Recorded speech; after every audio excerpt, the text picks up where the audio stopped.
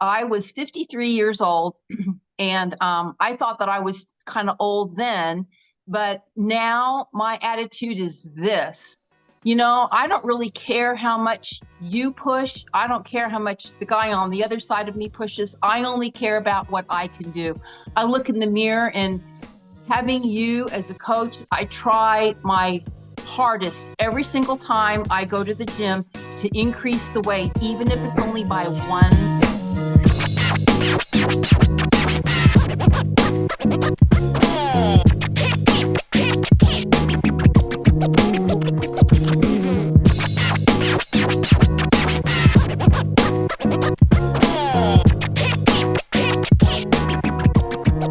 What's up, everybody? We have Ingrid Deubbert. She is an Angel Competition Bikini model and NPC Bikini competitor. She has been a client of ours for a few months now, and I must say that I've learned more from her than she's learned from me. She's like a lady version of Andy Frisella. You can't talk to her and not be motivated to improve yourself and kick ass at life after talking with her. Every day that we get off the phone with our regular check-ins, Taylor and I are amped and ready to conquer whatever challenge is next. Today, we will be discussing how Ingrid cultivates a winner's mindset, how she prioritizes her time, and tips on how to cook with limited ingredients and still crush your physique goals. But before we jump all into that, I got a very exciting DM that she just apparently leg pressed 405. So, Ingrid, would you like to start the interview talking about how strong you feel today? Woo! Right. I feel like I could just take on anything in the world and I would win. I've been having this goal of, I hadn't kind of gotten away from doing leg press with the previous coach. And so when you added them into the mix, I just said, my goal is going to be to press 405. And I think we started like at 215 or something like that. And my goal was to hit 405 by the end of the year. But unfortunately, I contracted pneumonia and had to take like almost 3 weeks out of the gym to recover from that. So I reset that goal to the end of January. And here it is, January 25th. And I did 1x6 at 405, and I could have probably done another one. So I'm very excited about that. Congratulations too. Yeah, no, it's an empowering feeling, isn't it? And it actually is. Mm-hmm. Yeah, Taylor just hit some squat PRs yesterday too. I can't remember. Hopefully she doesn't hear me say this, but I can't remember what the numbers were off the top of my head. But she got some really big lifts too. So as you know, but probably the other people listening to this podcast don't know, I am a little older than I appear. So I have had 2 successful careers already. I was a basic science researcher for 9 years in the field of microbiology. I'm a bacteriologist. And then I just sat down. I was starting to get a little dissatisfied with what was going on in my professional life. And in the course of one weekend, I decided that I was going to go back to school. So I went back to school, and in 1991, I got my DDS. So I've been, and I recently retired after 31 years practicing, and I only saw children. So I've always just been the kind of person that I'm going to set a goal and I'm going to go after it until I get it. And I'm kind of quietly determined, well, sometimes not so quietly determined, but just determined to go ahead and get that. And nothing has ever stopped me. There's been a lot of like glass ceilings that I've broken through in my life. When I was in grad school, okay, I'm dating myself. That was 1980 that I started graduate school. There were no women professors in my department. 0. There were some women students, but no women professors. So I didn't really have a mentor, someone that looked like me in order to go to. So so once I got to a point where I had some knowledge to give to other people, I've been mentoring for the past 30 years also. So, but this winning thing, I think what it takes is a lot of confidence in yourself. I've never let the fact that I'm a woman or my age or my physique type get in the way of these like bodybuilding or these physique goals that I have. Do I sometimes get discouraged? Of course I do. You know, especially with this bikini thing that I did. I was at Olympia in Las Vegas last month for a fashion show. I did not compete, obviously. So, and all the other women that were walking in the show with me, all of them are competitors, all of them. So I did not look anything like them. And it really amazed me that the owners of the company, it's a woman-owned company, Angel Competition Bikinis, that they asked me, not once, but this is the second time they asked me to go ahead and walk in their show. So I felt empowered. I owned that stage, even though I don't look anything like those people. And it didn't bother me at all. You know, I brought what I had. And so think that the whole purpose of this was to show the audience that it doesn't take a specific body type in order to rock their bikinis. So, and then, but I have to interject. You've really talked down your physique up to this point, and so I just want, because you're a very humble lady, which is something that I very, very much respect and admire about you. But no, you've worked very, very hard to attain the hourglass shape that you have, and I know that didn't happen overnight. You mentioned something earlier about how there's voices inside. This wasn't your exact words, but basically how there can be voices inside your head that are negative, like I'm a woman or I'm too old, or right. and all these excuses. And so, have you noticed a difference in your ability to train and perform when you were in your 30s versus like today? Okay, so this is something that I don't even think you know. I didn't start any of this until I was 53. Get out. I didn't know that. I thought you've been training a lot longer than that. Right. I was 53 when my brother, who is 4.5 years younger than I am, he kind of shamed me into going to the gym. He said, you know, you're getting a little older. I mean, I was 53 and he's 49. And he said, I've been doing all this research. He loves to read. My brother is a retired judge. And so he said, and you need to do weight-bearing exercises because I don't want you to have a hunchback. And I went, well, all righty then. So it just happened that I had a horrible emotional upset. And it was July, I sat on my sofa and I wallowed in my sweat for 3 weeks. And one day I went to work and everything, but one day I woke up, it was a Sunday, and I said, Ingrid, you can either continue down this path of nothingness, or you can get up and do something different. So I chose to do something different. And I said, you know what? I'm going to get some new makeup. Okay, look at this face. I don't really wear makeup. So I went to the store. I went to the Ulta, and there was a young man out there handing out business cards for a gym that had just recently opened. It was very close by. So I took a card, made an appointment, saw him that afternoon, signed up, and got a trainer right away, because I said, I don't want to kill myself using this equipment. I didn't even know how to pick up a dumbbell properly. I said, I want to do it the right way. Mm-hmm. So, and that's where my journey started. I was 53 years old, and I thought that I was kind of old then, but now my attitude is this. You know, I don't really care how much you push. I don't care how much the guy on the other side of me pushes. I only care about what I can do. I look in the mirror, and having you as a coach, I try my hardest every single time I go to the gym to increase the weight, even if it's only by 1 pound. Unfortunately, there are no 1 pound weights. So it has to be 2.5 pounds or more. So as long as I can continue, I know that there's going to be coming a stopping point sometime. You know, there's just. We all hit that genetic threshold and that limit at some point. Exactly. And I think that for me, 405 on the leg press is going to be about as high as I want to go. And the reason is I don't want to hurt my knees. No. I just don't want to hurt my knees. So, but anyway, there's no little voice that stops me inside my head at all. I think a society that kind of like says, oh, you're 65, you shouldn't be doing this. Or what I've heard in the gym even recently is that girl, me, shouldn't be wearing those kind of clothes because look how old she is. You know what? I don't care.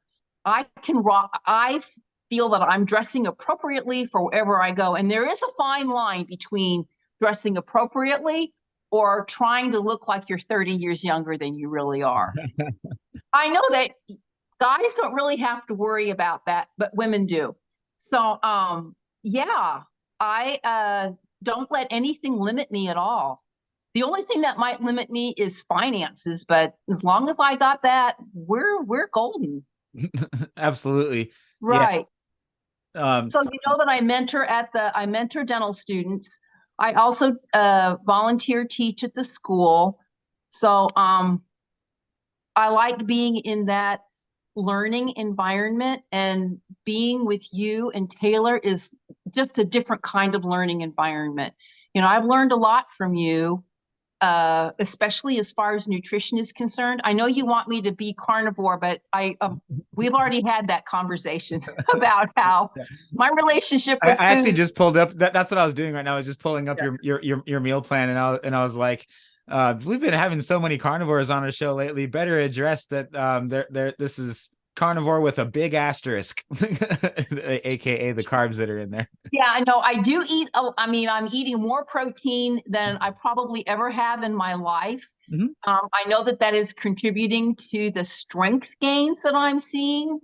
I'm also having a lot of success as far as elimination is concerned. But I really love What do vegetables. you mean by that? I'm sorry. Elimination, going to the bathroom, Oh. which is it's huge. You know, it's that's a big part of your life, or to keep it running well.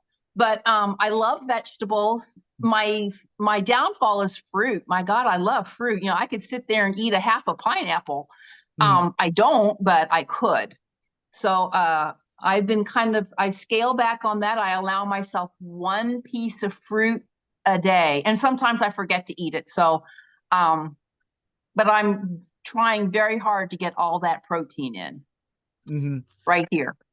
Yeah, so we have you right now on and again, you know this, but more of a paleo hybrid diet. So right now Right. your calories are at 1330, and then proteins at 140, 80 grams of carbs, and then 50 grams of fat.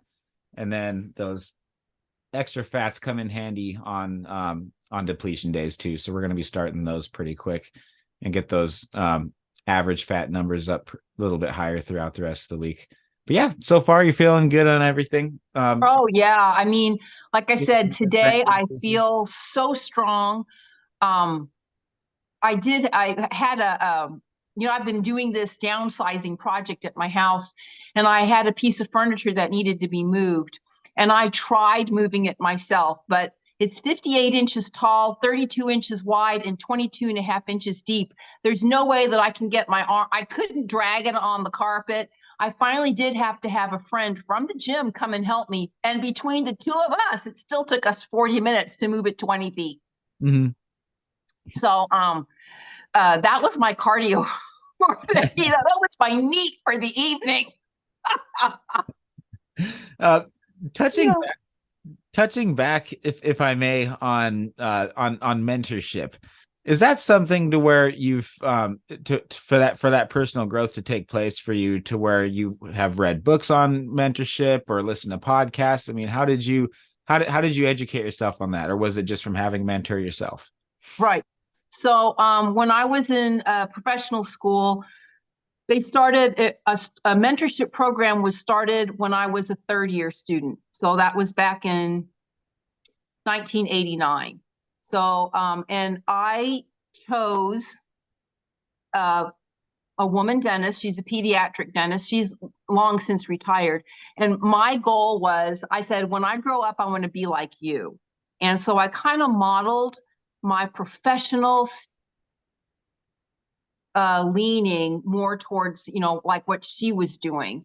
And then I have read a couple of books on leadership, and don't ask me who wrote them, but I have read some books on leadership.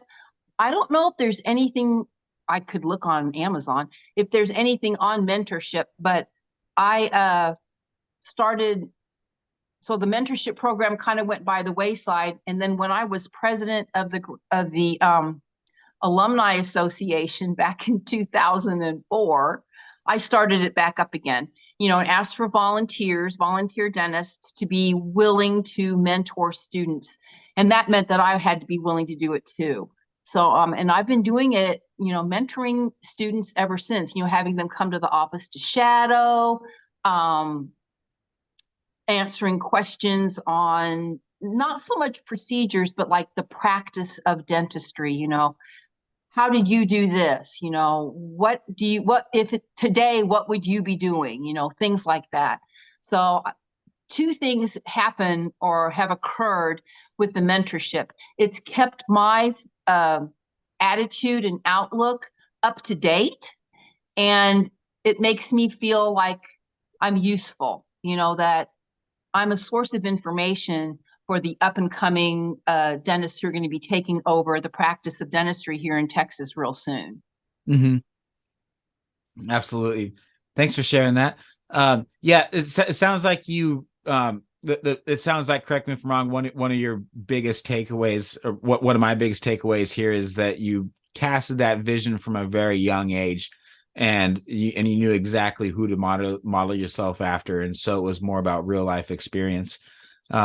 I've been doing a lot of visualization myself lately, just thinking about what we want this next year to be like, and what we're doing with our businesses, and what in the direction that we feel like God's leading us with the podcast and everything. And there's something to be said about just starting off every single day with not even any words, but just a real clear mental picture of what's going to unfold this next year. And then it's a very, very, very powerful way to manifest not just that goal, but also to prioritize your time throughout the rest of the day, and to think, okay, because like personally, what I do is in my morning runs, that came out wrong. When I say morning runs, what I mean by that is running as in like actually running. so Zion and I go for our cold exposure run, and then when we come back, that just the cold air and the deep breathing, it stimulates a lot of neurological pathways in your brain that really aren't, that you just can't get by drinking a cup of caffeine or a cup of coffee, right? But usually by the end of that 20 or 30-minute run, after some good prayer and meditation and some visualization, we feel like we kind of have the day pretty well planned out. I say we as if she's part of the decision-making process, but she is, because I talked through it with her. Right. Do you have a mission statement? As a matter of fact, I have Psalm 119, 1 through 16 memorized. And so the first thing I do actually is, while listening to some music, go through the prayer. And then after every verse is basically an opportunity to either reflect or to worship, to ask for forgiveness, and to make sure that your heart is aligned with God's heart. That's basically the summary of Psalm 119 verses 1 through 16. So I'll say that, and I'll pray on it, and I'll meditate on every single verse. And then by the end of it, I just feel like a beast. I feel really empowered, and I feel calm in anything that I was worried about. It doesn't bother me as much anymore. It's a good therapeutic way to start the day. And then everything just kind of fills in after that. And I go, oh, okay. I have this meeting at this time. I have this is when Taylor's going to get her workout in, so I got to plan around that, because she's the one on prep and I'm the coach this year.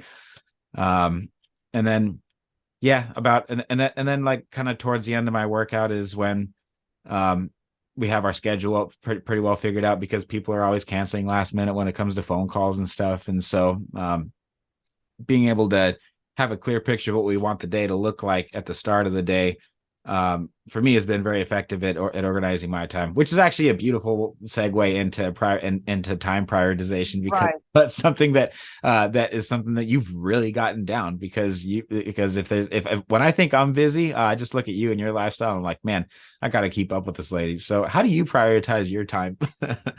Well, so as you know, I practiced for 31 years, or a little over 31 years. And I was at the office generally by 9, but for 15 years, I had an hour plus commute to even get there. So that meant that I had to get up at always early. And then there's the office that's very close to me. I was there for 3 years. It's only 2 stoplights from my house. But she started at 7:20. So we had morning meeting at 7:20, and then we started seeing patients at 10 minutes to 8. So I've always been a morning person, even though I'm really not a morning person, but you have to train yourself in order to do that. You have So to I'm be. a really good mid-morning and early afternoon person. And it really sometimes it just boggles my mind, Colt, that parents would entrust their small children to me at 9 o'clock in the morning. I'd have a handpiece in my hand that rotates 410,000 revolutions per minute in their mouths. So yeah, I know.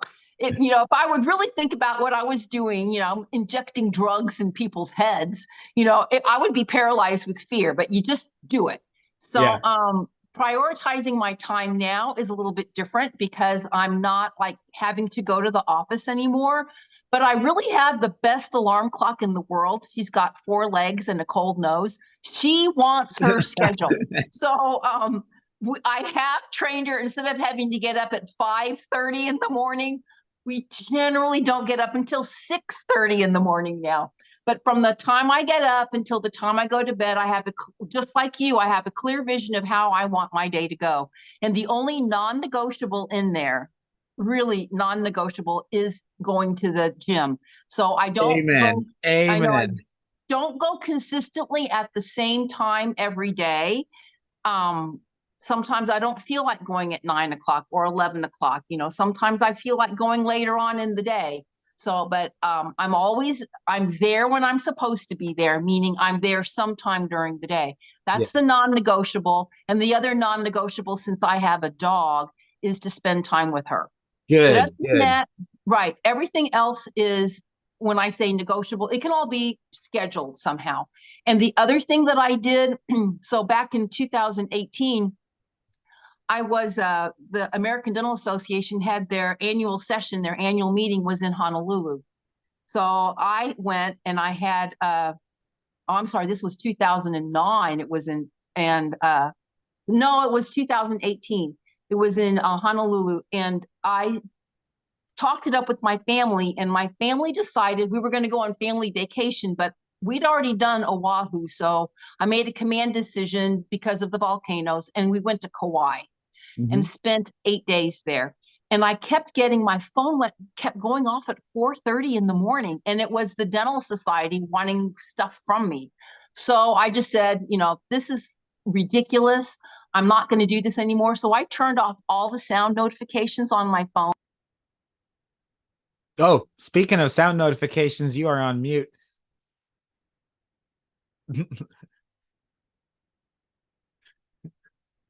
No problem. There we go. Sorry about that. I was considering editing that out, but I was going to leave it in there because that was real. That was too funny. You had just talked about muting your phone, and then you went on mute for like no reason. So. Right. The phone, I do have the ringer on the phone is the only thing that's on. And the reason is if my family calls, I want to be able to be available for them. My brother has a very odd. May I cut you off and interject something? Sure. Okay, yeah, no, so I do the same thing because the phone has to be on airplane mode to start the day. If you look at your phone, you're in reaction mode and you're toast from the moment you start the day. So, so for me, I'm looking at one thing and one thing only on my phone, and that's a text message from Taylor.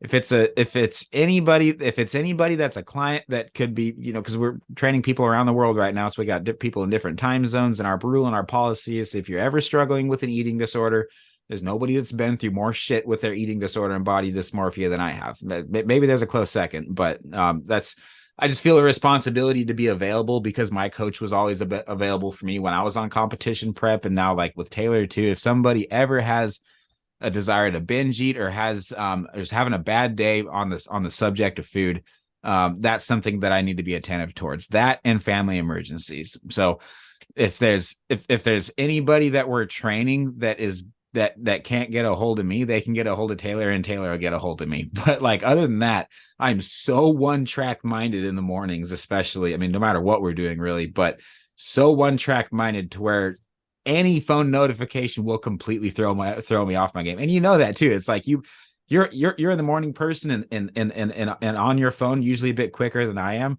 And so when I get your check-ins and everything, it's always after I got my workout in first and I've spent time with the dog, spent time with both the kids and everything, and with my wife, and kind of got all those boxes checked. But yeah, no, I just wanted to thank you a lot for sharing that, because I'm the exact same way, 100%. Right.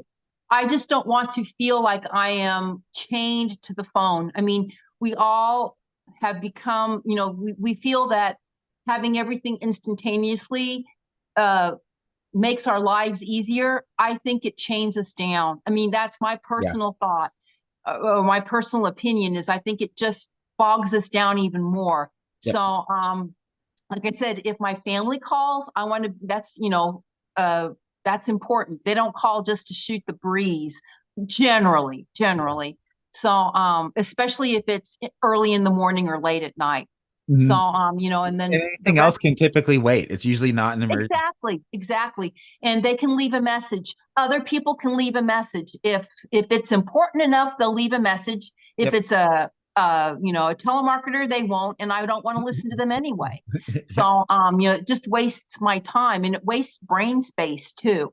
So, I like to get up and get at them, I love to have, so I'm old school. I actually write things down. Yeah. No, there's something creative that happens when you put a pen to paper, and it's not the same when you type it out. I know that you can't really read this, but this is a list of things that I want to accomplish when my sisters come down to visit in June. So I've got two sisters who are coming down. One of them could be a home. One of them is a spec home builder. The other one does like repair work. And so they're going to help me with a few things. Well, it's a list of 10, but some of them are very, very, very minor.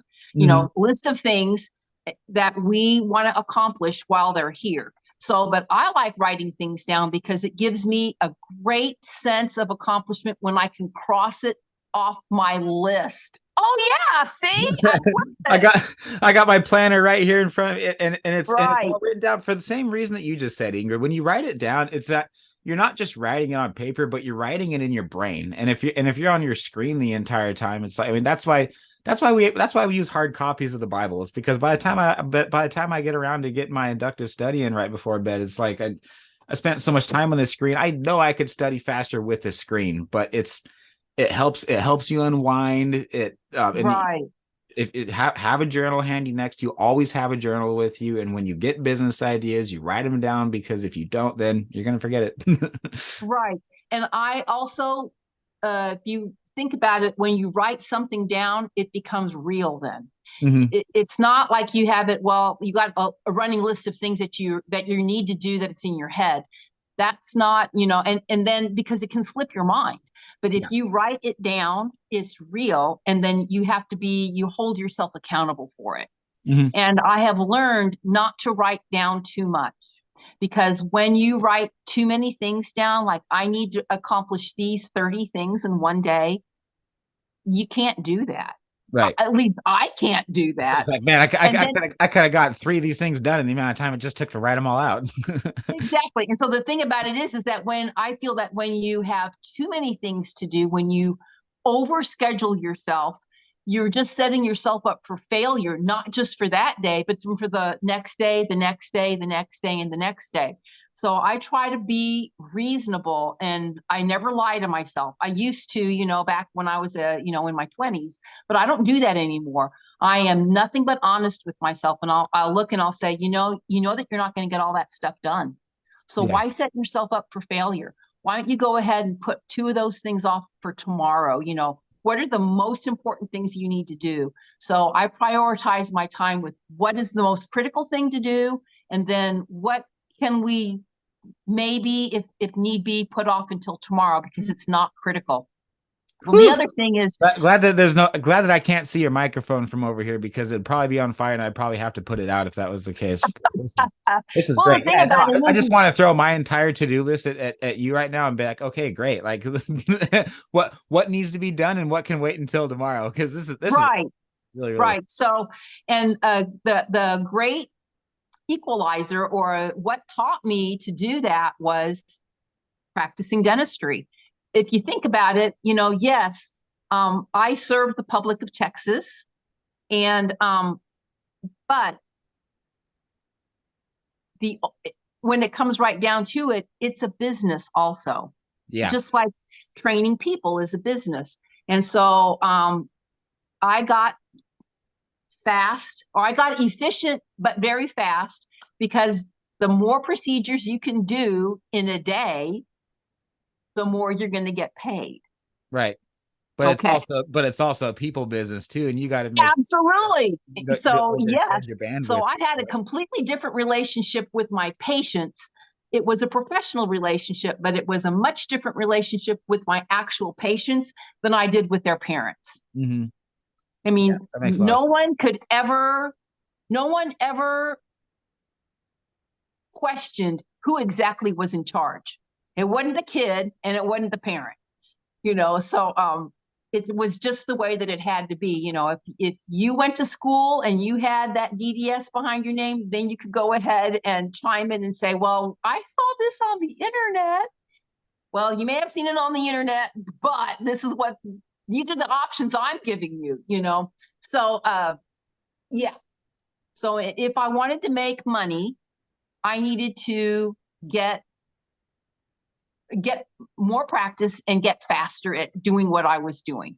Of course, there's a limit there too. You can only do things so quickly, and you never can go ahead and schedule to the minute what you're doing, because you're working with a person just like you're working with people. And sometimes it takes longer for the exact same procedure in kid 100%. 1 than it does in kid 2.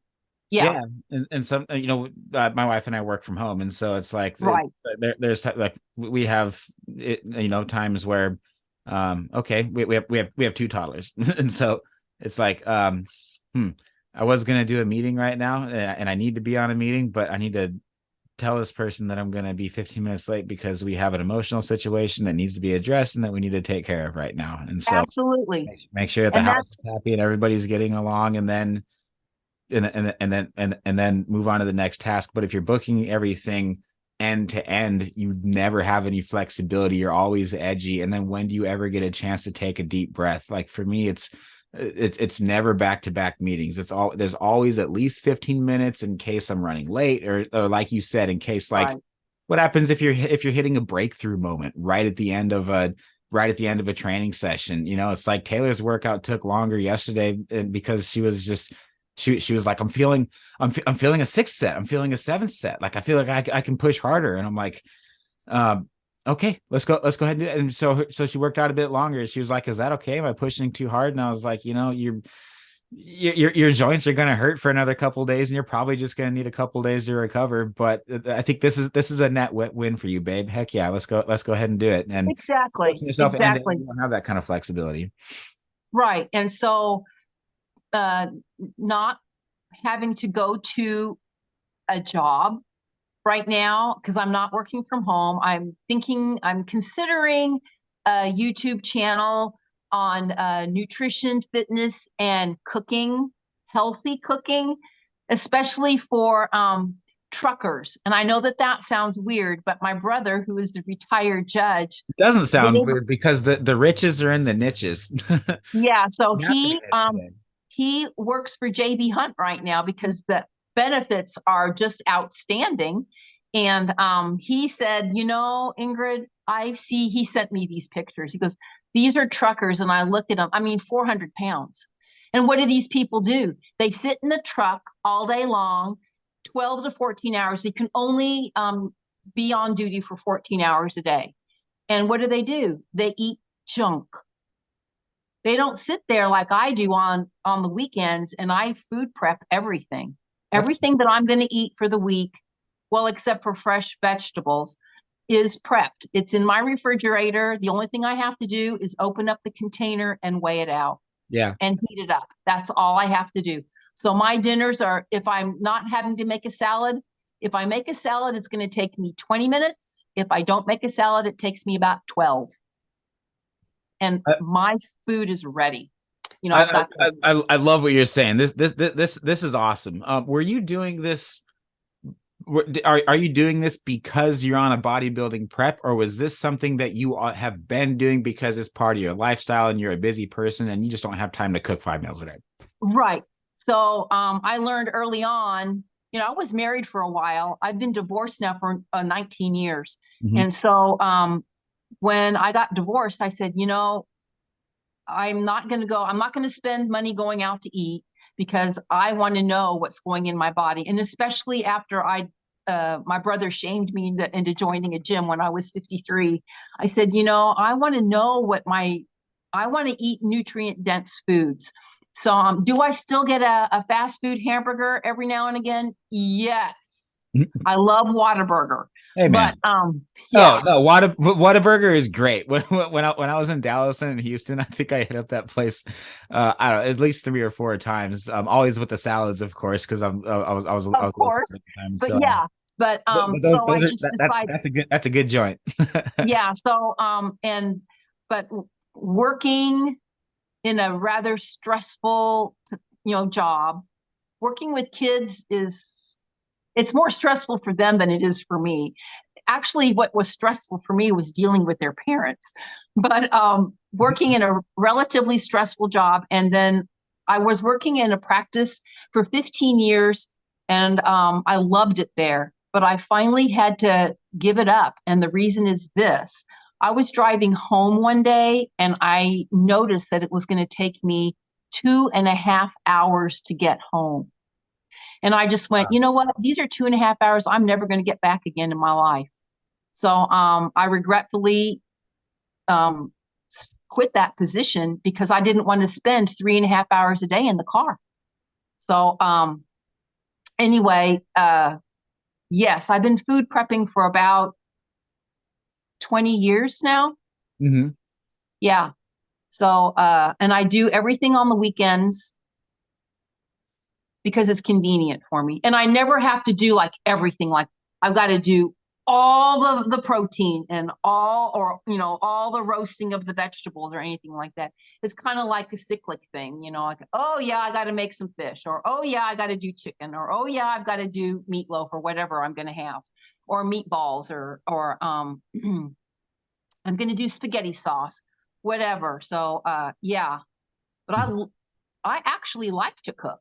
So my favorite is baking. Oh my God, I love I was gonna say you're very good from what I understand with using just like a handful of ingredients, which is great. Absolutely. Because so any whole food nutrient based diet, I mean, it should be it should have very few ingredients. And if there's a laundry list of them on the back of whatever you're buying at the store, then it's probably not something you should put in your body. So exactly. To share a little bit about that? I can't even think of any processed foods that I buy right now.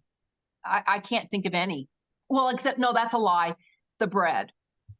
You can make Ezekiel bread, but it's so hard to find the ingredients for that. They're almost, a couple of them are like special order stuff, and I'm not going to do that. So yeah. I buy the sprouted bread at the grocery store, but you know, they give you the list of ingredients, and there's hardly, in Ezekiel, there are no preservatives whatsoever in there. That's why they're in the freezer section. So, but everything else that I purchase is either in the produce department. Okay, my one huge vice is coffee. I drink a lot of coffee. And the meat department. And where else do I go? Oh yeah, the household stuff, you know, like toilet paper and stuff, like laundry detergent. But I tell you what, Kroger, which is where I shop, they know exactly what I buy because they give me coupons for everything that I buy. Mm-hmm. So yeah, all of my food is from scratch. You know, if I'm going to make spaghetti sauce, I have the tomatoes, the onions, the, you know, peppers, the mushrooms sitting out on my counter. And there's nothing prepared that goes in there. Well, tomato paste, but that's just concentrated to, you know, tomatoes. Mm-hmm. But yeah, Awesome. it's not that difficult. You know, I find it baffles me that people say, I don't have time for this, or I don't know how to do this. Well, number one, they're cookbooks. Number two, there's the internet. And number three, instead of sitting playing a video game or watching television, actually what I do is I watch, or I don't watch, but I listen to Star Trek reruns when I'm cooking. Oh yeah. Any of the Star Treks. Yeah, but yeah. Yeah. That's what I do when I'm cooking. And then when I'm waiting for something, you know, I walk around my kitchen and get steps that way. Mm-hmm. Yeah. So like we've had days where, because we used to own a meal prep company, and it was all paleo, and so like it was, you know, this stuff would it didn't have a very long shelf life if you're paleo, right? Because it's right. And steak and stuff and disposable meal prep containers. But anyway, that was kind of our Sunday hustle, because it's like, okay, we're already prepping my meals for the week anyway. Like, why don't we just prep like 1 million of them and then we can sell them? So that's what we were doing for about a year, and then it was just a nightmare. We're just not meant to be in the food industry. It's right. You know, other than writing and teaching writing work meal plans and teaching people how to do it. But as far as having our hands on the food, there's a lot of liability around that, and it just wasn't worth the time. We got burnt out pretty quick doing it too. But those Sundays, our pastor would always give us a hard time because we wouldn't stay around and drink coffee with everybody, because it was like mass production is what he called it. Mm-hmm. And so when we were doing that, some of my Sunday workouts was just basically doing a set of 50 body weight squats and then go back to meal prepping, then another set of body weight 50 squats, and then by the end of the day, got all my squats in. Right. got a halfway decent leg workout. I earlier in this podcast, you mentioned that you take a cold walk with the dog in the mornings. And so for me, when I'm on the treadmill or on the stair climber, first of all, I don't have earbuds, and I don't wear earphones either. I wear nothing. I have to listen to the screeching, you know, noise that passes from music these days in the gym anyway. Thankfully, it's not at a very high volume. And I've learned to tune all of that out. I'm pretty got blinders on almost. You know, I'm very focused on what I need to do.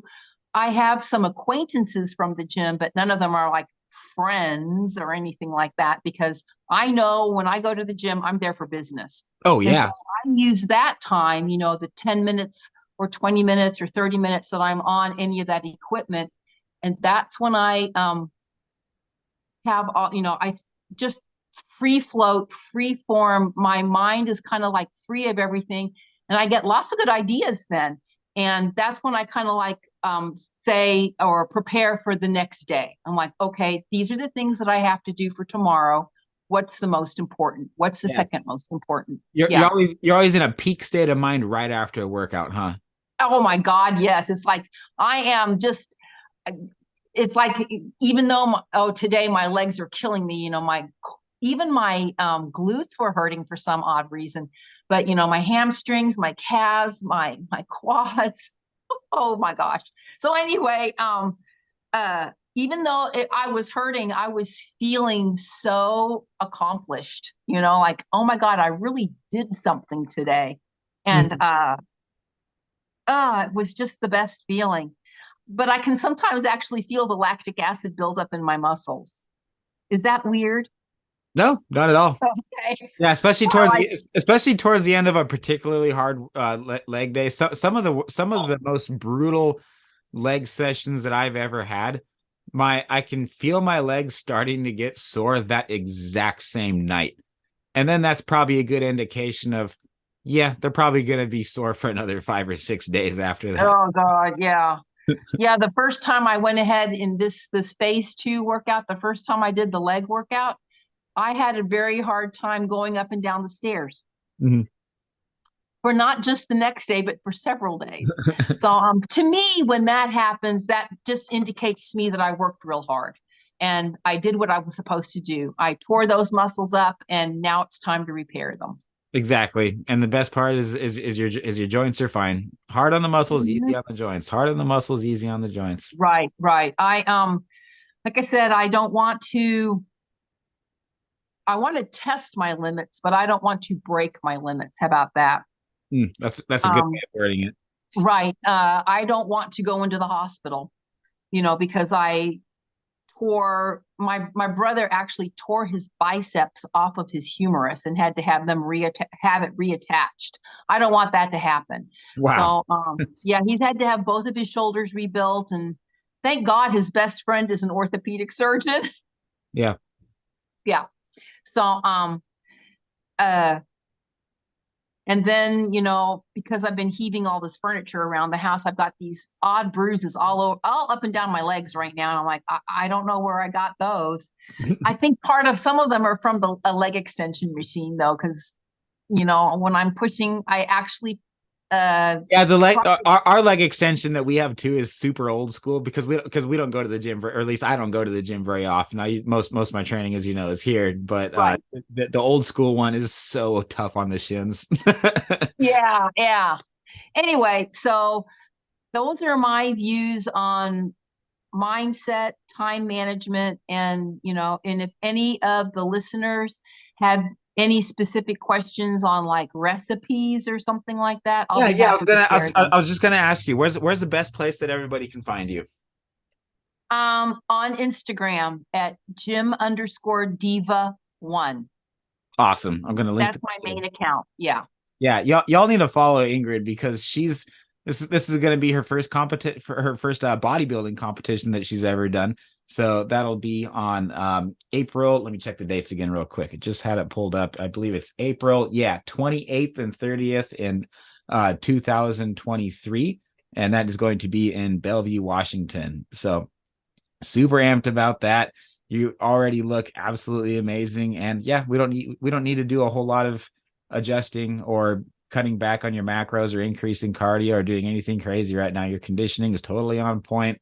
Muscularity is there, and bikini I think is just going to be, sorry for the bad dad joke or whatever, but for lack of a better term, it'll be a walk in the park. Hey everyone, Coach Taylor Milton here. Welcome to Skullbellz TV, the official YouTube channel of supersetyourlife.com, where you're going to discover a weekly upload of quick and easy to follow workout tutorials featuring Coach Colt, myself, or one of our athletes to keep your workouts fun, practical, and effective. Our family's latest keto carnivore recipes that fuel Colt's competitions and keep myself and our kiddos strong and healthy. Video uploads of the supersetyourlife.com podcast, now over 100 episodes. Your weekly dose of entertainment, education, and inspiration to fuel your life inside and beyond the gym, and much more. Last thing before we get into the video, we're asking a big favor from you. This has been working beautifully, so if you would please think of someone you care about that would benefit from this video, go ahead and smash that like button, click the share button, and text this video to them. That would mean the world to us. And while you're at it, make sure you hit the subscribe button so you don't miss more exciting content from Skullbellz TV, because our team has lots of meat and lots of muscle coming your way, and I promise you won't want to miss it. When you hit the subscribe button, you'll see a bell icon pop up. You want to click that too so you're notified every time we release a new video. Thank you so much for the support. It means the world to us.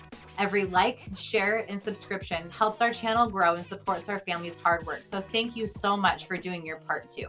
That's all we ask. God bless you, and please enjoy this video. One more question, if I may. I completely respect your time and thank you for managing your time so well to squeeze us into your schedule today. That's super flattering. So thank you for that. But your puppy dog. So you and I both have a companion that trains with us, that we kind of check in with every day. As you know, Zion, we've trained to be the emotional emotional support animal for our house. And that could be for me, it could be for our son. That's, you know, whoever's having a bad day. Australian Shepherds are a great breed that really kind of sniff that out and can just help you relax when you need to. So I'm wondering, do you have any sort of like practices or like specific things that you do with your dog to reduce stress? And what's that look like? Yes. So, my dog is an Italian Greyhound. Mhm. She is going to be 12 years old in May. And I adopted her when she was 5 months old. When she came to me, she had a lot of habits that were unacceptable. Okay. She had been kept in a garage, so she felt that it was okay to do her business on the patio. That was not. So I had two other dogs at the time, boys. Reggae was 13. Reggae, that's a hell of a dog name. I'm sorry. Reggae, I he like was the dog it. love of my life. And he Especially 'cause we've also been thought, listening to a lot of reggae lately too. So that's really right. cool. I like that. So Reggae was 12 and Jazzy was about 5. And Jazzy was a biggie. He was supposed to weigh about 17 pounds, but he weighed more than that. So I had Reggae was on senior formula food, and Jazzy was on weight management, and Diva was on puppy food. So I had to feed him in 3 different places. Oh my gosh. But the boys really helped me, like with the house training and all that with her. But as she's Diva is not the most calm of dogs. Italian Greyhounds just aren't. So, Yeah, and the name kind of made me speculate she probably wasn't very calm either. no. So, but as she's gotten like since in the last year, she has really slowed down quite a bit. And the only thing she wants to do is she wants to be with me all the time.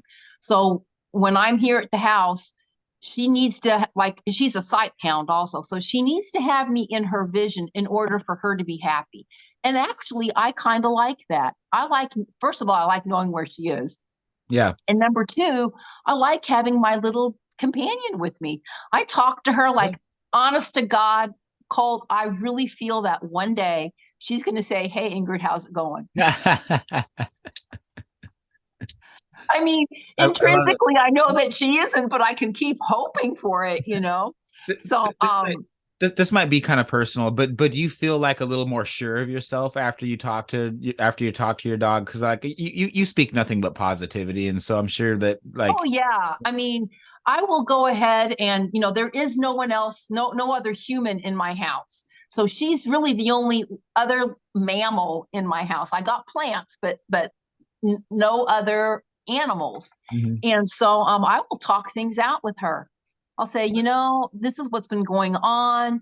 I think it's this. Maybe it could be this. And it really kind of helps me order my thoughts. It's Uh, almost like verbal journaling. Yeah, Yes. that's exactly what it is, but there's a dialogue too though because she's listening She's and listening because, her understands a ears lot are, more than what it looks like. right. So she's looking at me like she's understanding every single word I'm saying. And like I said, intellectually, I know that's not happening because, dogs only really understand 1 or 2 syllables. And that's how come I'm glad that you gave your dog a 2-syllable name, because if it'd be more than 2 syllables, she only Oh, understands the first 2. wow. Yeah. So, or she only can process the first 2. So, yeah, she just keeps looking at me, or I'll be sitting on the sofa and she's sitting right now. She's in her little bed, which is underneath the sofa, Mhm. but I'm sorry, underneath the cocktail table. But she'll sit next to me and she'll just be looking at me, like she's understanding every single word. So I think that Well, and they're catching all the nonverbals too. Like your dog wants exactly, to make sure that you're doing okay. exactly. So I really, I was kind of like did not want to get a dog. I was married, had been married for about 3 years, 3.5 years. Yeah. And my husband kept wanting a dog, and I kept on, like not wanting a dog. And by that time, we were living in this house, and this is a huge house, and we have not a huge backyard, but it's an adequate backyard. And then we filled it with the pool. So there's even less backyard now, but it's perfect for a small, for small dogs. Yeah. And so he finally, he had I think a gift card to a bookstore. And this was back in the 90s, 98. So you actually had to go to the bookstore. Internet was not like it is today. And so he parked over by Sears, and I knew why he did it, because the family pet center was right at that door. So we walked in, and I knew that he was going to go into that pet store. So I walked into the pet store with him, and they had this wall of dogs. And there was there were, all sorts of dogs. There was a Jack Russell Terrier, but there was a dog underneath the Jack Russell Terrier. And so I asked the clerk, what kind of dog is that? And she goes, oh, she's an Italian Greyhound. You want to meet her? And I went, yeah, sure. And so we went to one of those get to meet you rooms, and I had a black sweater on. This was November. And what impressed me was the dog was kind of like a mushroom. She had like the top of the mushroom and the bottom of the mushroom. Those were her colors. I found out later she was blue and white. And when I picked her up, she laid her head right on my neck. And when I gave her back to the clerk, there was no hair on my sweater. I went, You're kidding. So we went to the bookstore, and I looked at dogs. I found a book on dogs and looked at Italian Greyhounds, and it says that they're very cat-like, but their most distinguishing characteristic is even when they're wet, they don't smell like a dog. Mm-hmm. So $685 later, the dog comes home with me, and I had no idea what to do because I'd never had a dog before. So I took her to PetSmart, for dog training classes. And I discovered that I loved a dog. And so 6 weeks later, we got her a dog because she had some behaviors that the vet said, sounds to me like she's suffering from separation anxiety. And so I thought about that for a couple of minutes, and I said, are you telling me that my dog needs a pet? And she said, I think that having a second dog is going to help her overcome these difficulties. And I went, wow. Well, all right then.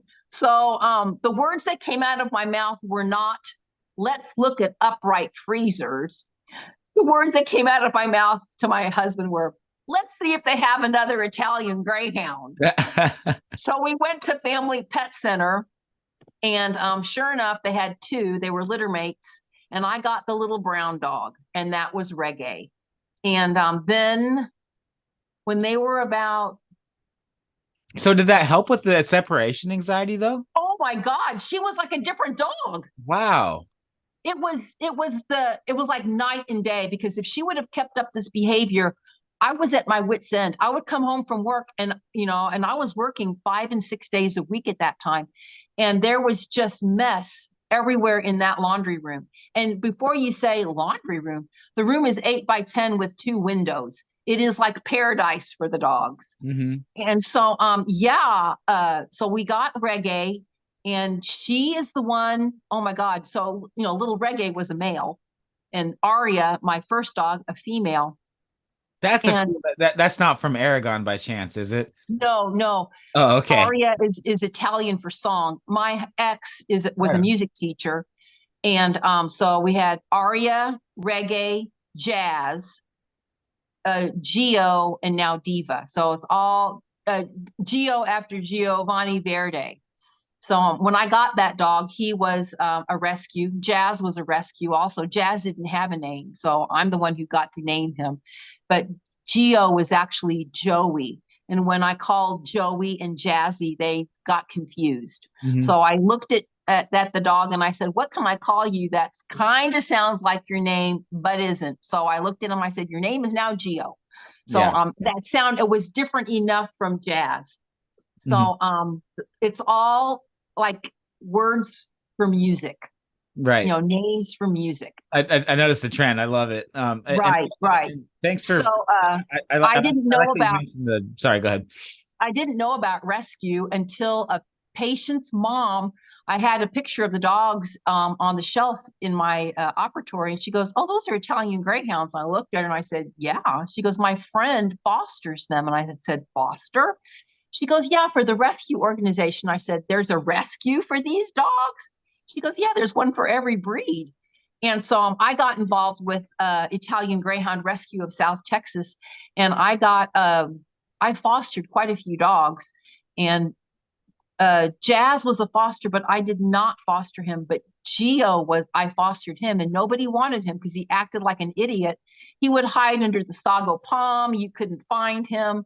So finally, after almost a year, I adopted him. And I had 3 boys because Aria by that time had died. But yes, I have decided that those dogs are integral to my life. Yeah. Yeah. I will say, Zion's a member of our family. She goes everywhere we go, and we would never think about leaving her alone, because that separation anxiety for her is really, really real. We've been throwing around the idea of getting a second dog for that exact same reason that you described. Right. Is it a little more work for you? Yes, but I feel that, Diva is a single dog right now, but she was one of 3, and then she was one of 2. Jazzy died in 2014. He had cancer. Mm-hmm. So, and now she's a single dog. She does get along well with other animals. She doesn't really like other people unless you ignore her, and then she wants to be your friend. So, I've learned this, painfully, but, yeah, I will. Unless I cannot take care of them, I will never be without a dog. Mm-hmm. If I need that comfort that they provide. Yeah. Are there days where you need it more and they seem to pick up on it and they're more attentive to it? Oh, absolutely. When I was sick with the pneumonia, I was really sick. And so she did not leave my side.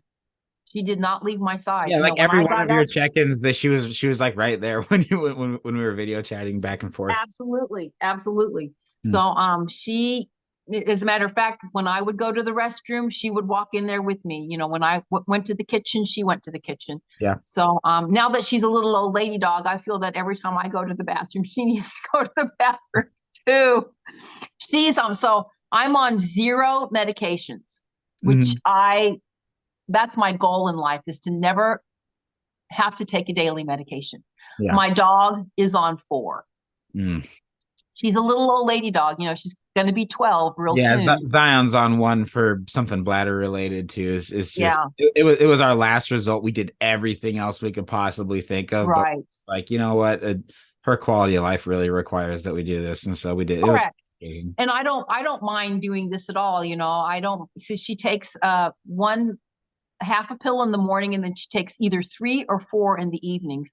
And I have figured out how to give her the medication so it's not traumatizing to either of us. Oh yeah, because they hate taking it. Getting Zion to take this stuff is a nightmare. Oh my God. You got to watch Taylor do it sometimes too. She feeds her cottage cheese because Taylor is on top of the medications, right? So she when she feeds her, it's at specific times, so that you get the first bite in, and then you have to chase it with the second bite right away, so that they're excited about the second bite and don't have time to stop and think about spitting out their medication. And Correct. She showed me this a couple days ago, and I was like, "This is how you've been giving her medications this whole time?" And she was like, "Yeah." And I was like, "That's brilliant. That's freaking smart." Right. So that's cool. I decided that I sat there and thought about it, and I said, "Well, no, she licks the cream cheese. She licks the cream cheese and spits the pill out."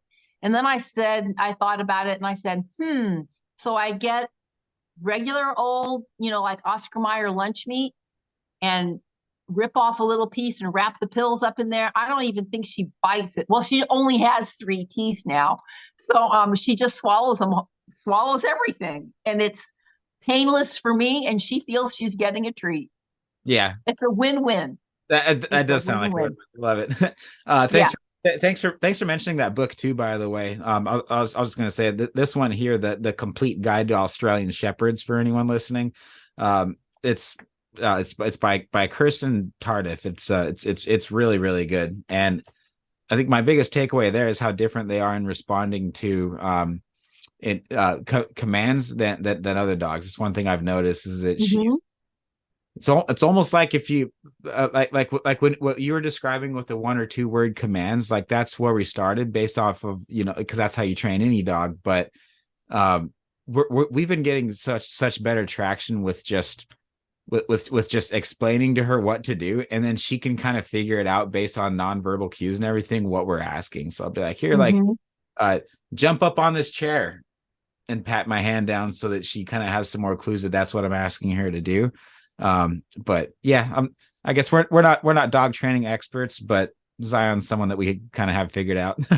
But it's a relationship. Right. It's just like any relationship, you know. It's like the relationship, just like you were talking about earlier. Like you have relationships with people that you work with that are that they're just not as personal, and every relationship that you have to treat a little bit differently. It's the same thing with a dog. It's a dialogue, especially absolutely the relationships that we have with our dogs.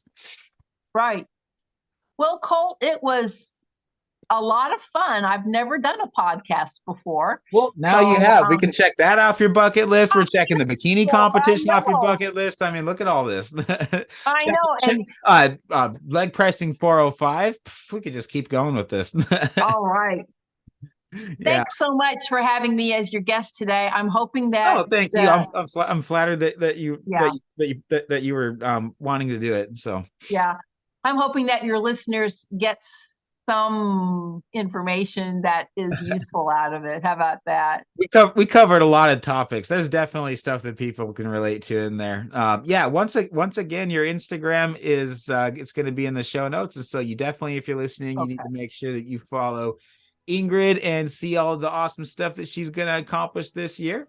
Again, show date is April 28th through 30th, and that's going to be it's going to. I'll put a link to the show description in the bottom. We're going to have a couple athletes there. Carly's going to be there, and Jared, a couple other guys. So it's going to be a lot of fun. Let's see what else. It's an NPC event, isn't it? Mm-hmm. Yep. You know that they don't have a classification for me. What's that? I have to compete in 45 plus and 55 plus. That's all they have. They don't got me. Oh my. So it kind of makes me a little nervous that I may be having to compete against women that are 20 years younger than I am. Oh my gosh, you'll be absolutely fine. Like, especially for you, you got to remember that you have more stage experience than most of the people up there anyway, and so that's gonna really play in your favor. Yeah, no, everybody has their strengths and their weaknesses coming into the show, and as long as you have the mindset of, I'm gonna be in the best shape of my life, and I'm gonna give it everything that I have, and if somebody else beats me, it's just because they're a better athlete. It's not because they outworked me, because there is no one on the face of this earth that is going to outwork you coming into this show. That's true.